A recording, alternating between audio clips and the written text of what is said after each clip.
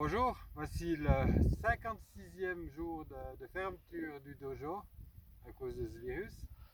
C'est la première fois depuis qu'on existe, depuis 1976, que le club est fermé autant longtemps. Les autres fois, c'est les vacances d'été, mais c'est jamais si long.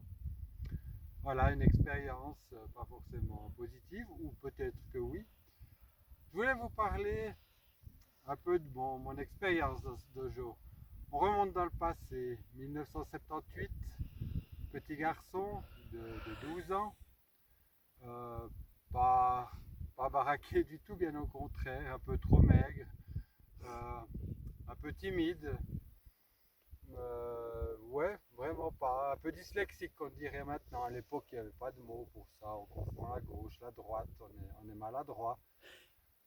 Et ce petit garçon va un jour dans un supermarché et voit une démonstration, un groupe de karatéka, 7-8 personnes.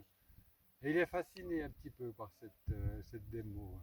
Des mouvements d'une précision incroyable, des chutes, et même des planches cassées. Waouh, incroyable. Mais bon, c'est pas pour moi ça. C'est magnifique, je suis fasciné, mais tant pis. Quelques mois plus tard, la famille déménage et une nouvelle petite voisine avec qui je m'entends bien. Et elle me dit, moi je fais un truc dingue, c'est du karaté. Je me dis, mais karaté, c'est la démo que j'ai vue l'autre jour. Mais ouais, j'aimerais bien aller essayer. Et je tombe sur qui? Les gens de la démo. Et c'était génial.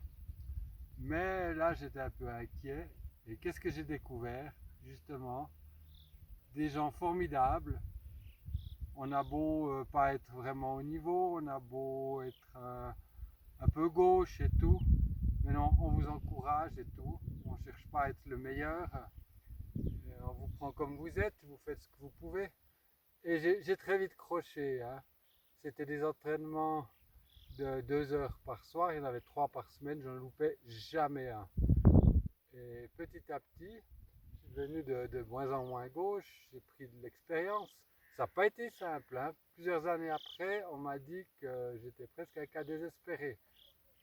Mais voilà, en 1985, je passais ma ceinture noire et je donnais des cours à des adultes. Voilà un petit peu la voie que peut donner notre dojo, la voie que plein de gens ont découvert durant toutes ces années. S'ils sont restés quelques mois ou quelques années, chacun a pu puiser quelque chose, chacun a pu progresser aussi. On ne met pas de côté les gens faibles chez nous, bien au contraire, on les prend en charge, on les fait progresser.